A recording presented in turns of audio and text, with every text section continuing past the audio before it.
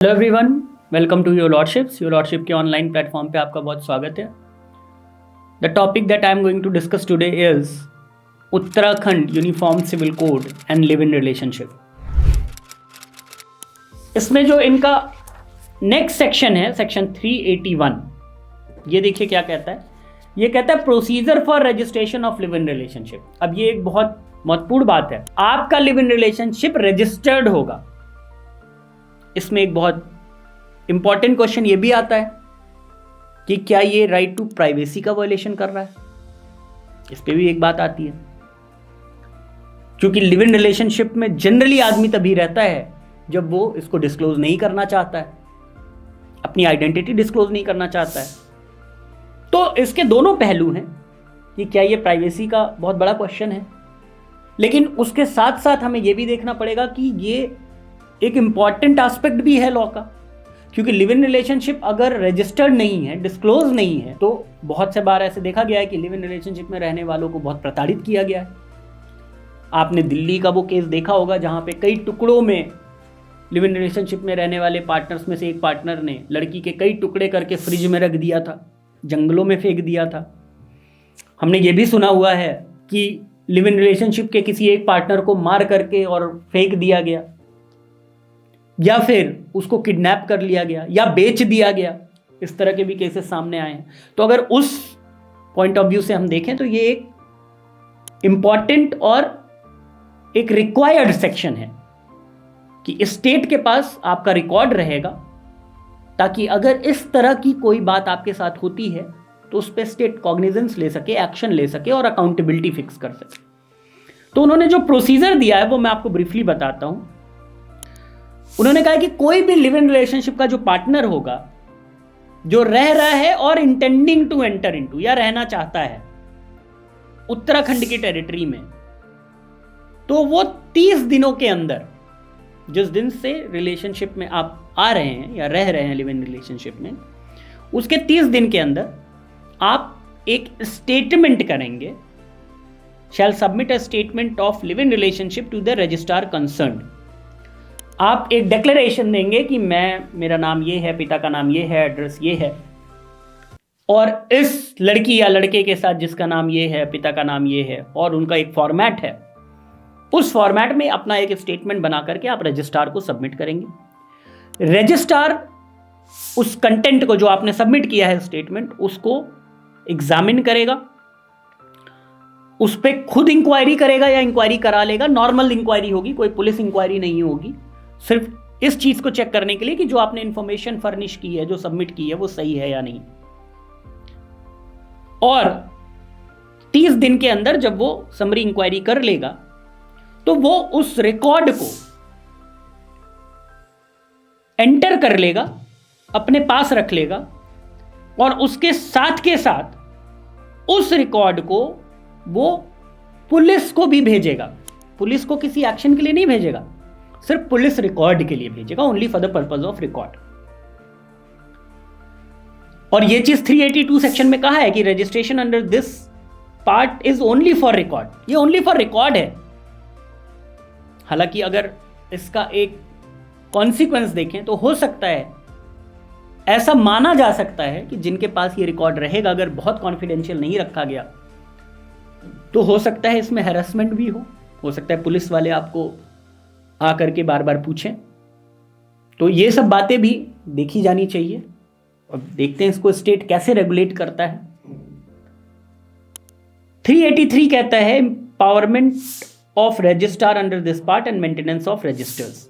Registrar के पास power रहेगी कि अगर वो कोई इंफॉर्मेशन गलत पाता है तो उस पर एडिशनल एविडेंस बुला लेगा, या आपकी लिव इन रिलेशनशिप को फिर वो नहीं रजिस्टर करेगा, या हो सकता है कि वो लिव इन रिलेशनशिप को रिकॉग्नाइज ही ना करे, रिकॉर्ड ही का पार्ट ही ना बनाए। और इसमें ऐसा भी दिया हुआ है कि अगर कोई माइनर झूठ बोल करके, झूठी इंफॉर्मेशन, झूठे रिकॉर्ड दे करके, झूठ बोल करके लिव इन रिलेशनशिप में रहता है और बाद में पकड़ा जाता है, तो ऐसे केस में जो रजिस्ट्रार है, जो पुलिस अथॉरिटीज हैं, वो उसके पेरेंट्स को इन्फॉर्म करेंगी। तो ये भी कहीं ना कहीं सोसाइटी के लिए एक अच्छा लॉ है। इसका जो सेक्शन 384 है वो ये कहता है कि अगर आप लिव इन रिलेशनशिप से बाहर आना चाहते हैं तो भी आपको एक स्टेटमेंट देना पड़ेगा, एक इंफॉर्मेशन देनी पड़ेगी रजिस्ट्रार को, और रजिस्ट्रार उसको वेरीफाई करेगा। रजिस्ट्रार ये भी देखेगा कि जो पार्टनर्स हैं वो 21 साल से कम नहीं होने चाहिए किसी भी हालत में, और ये सब वेरीफाई करने के बाद ही वो आपका रिकॉर्ड मेंटेन करेगा। Notice for registration of live in relationship 386 इसी सेक्शन, इसी कोड का कहता है, where any partner to a live-in relationship has failed to submit the statement of such relationship, the registrar, either of his own motion or on receipt of a complaint or information in this regard, shall by notice require such partners to submit a statement in a prescribed manner within 30 days from the date of receipt of such notice.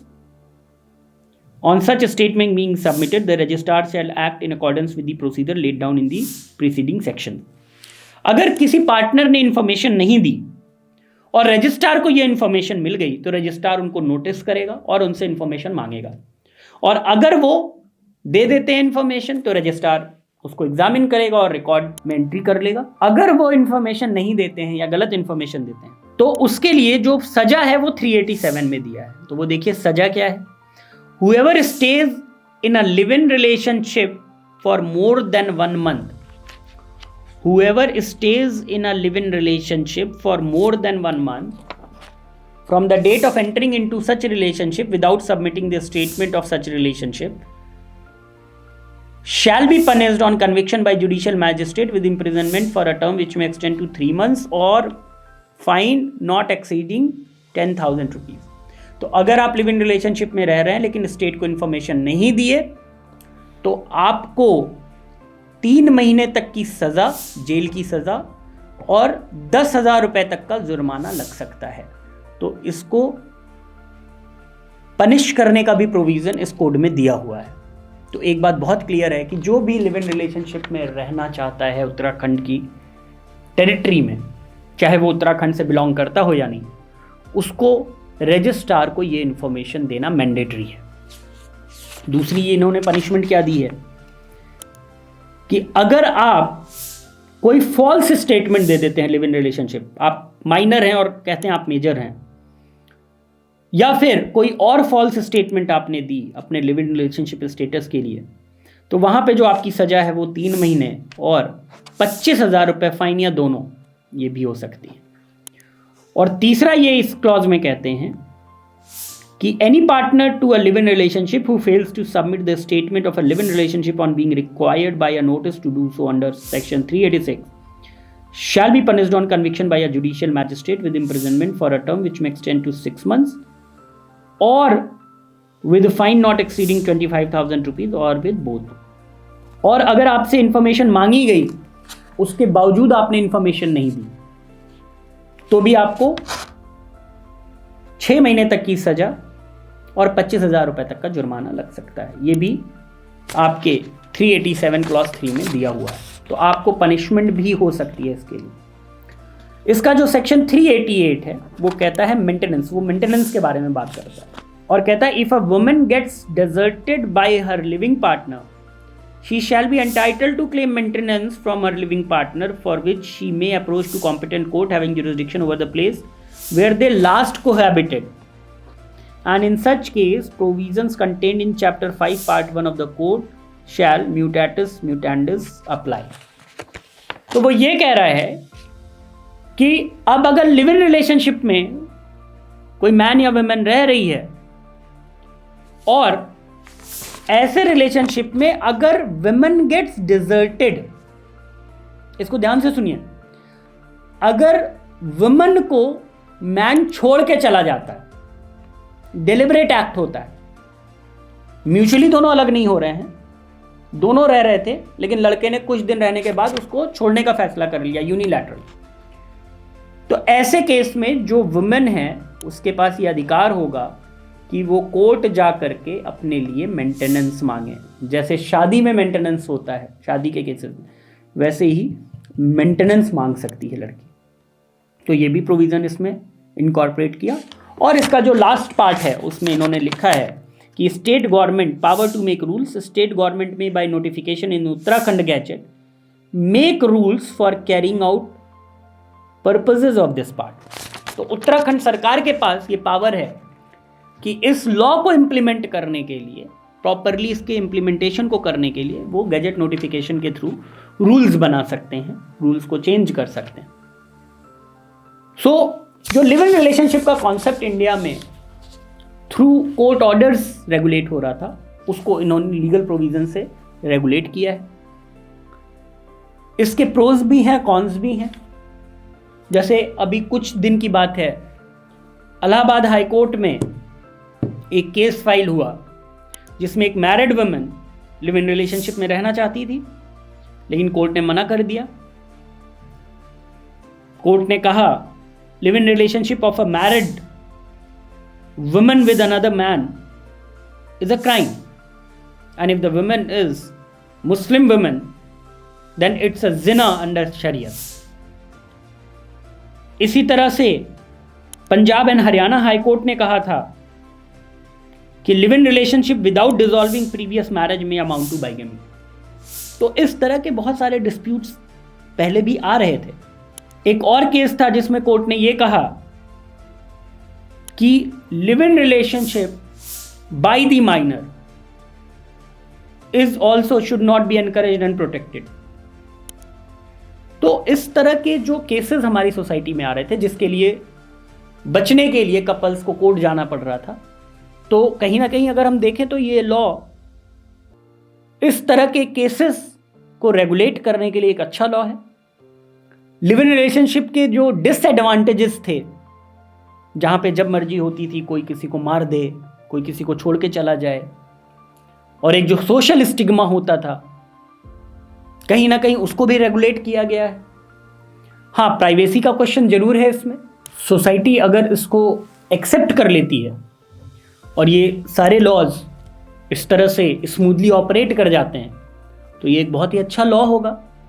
और live in relationship में लोग रहते ही हैं, बहुत सारे cases हमें देखने को मिले हैं, तो वो एक रेगुलेटेड वे में, एक स्ट्रक्चर्ड वे में रह पाएंगे, और दोनों पार्टनर्स के ऊपर अकाउंटेबिलिटी भी होगी, लाइबिलिटी भी होगी और फ्रीडम भी होगी। ये कोई भी उन्हें सोसाइटी में तंग नहीं कर पाएगा। अब ये पता चलेगा जब इस तरह के केसेस आगे आएंगे, स्पेशली उत्तराखंड के, कि ये लॉ कहाँ तक इसको रेगुलेट कर पाया है या नहीं कर पाया है। एक ये जो प्रयास है लिव इन रिलेशनशिप को ऑन रिकॉर्ड रखने का, ताकि जो बहुत सारे हादसे होते हैं पार्टनर्स में, कपल्स में, बहुत सारे क्रिमिनलिटी जो आ जाती है वो ना आए, इसको एक लीगल रिकॉग्निशन देने का बाय वे ऑफ लेजिस्लेशन। तो ये एक अच्छा प्रयास है, प्रोवाइडेड ये कितना सफल होता है नहीं होता है ये तो इसके इम्प्लीमेंटेशन के बाद जब इस पे और केसेस आएंगे तभी पता चलेगा। बट हम ये आशा करते हैं कि इनका जो ये प्रयास था, इसका जो रिकॉर्ड रखने का, इसका मिसयूज़ अगर नहीं हो तो कहीं ना कहीं ये law live in relationship partners के फेवर में ही काम करेगा। Thank you so much. अगर आपको हमारा वीडियो पसंद आया है तो हमारे चैनल को सब्सक्राइब करें और इस तरह के वीडियोस के लिए हमारे साथ बने रहें। Thank you.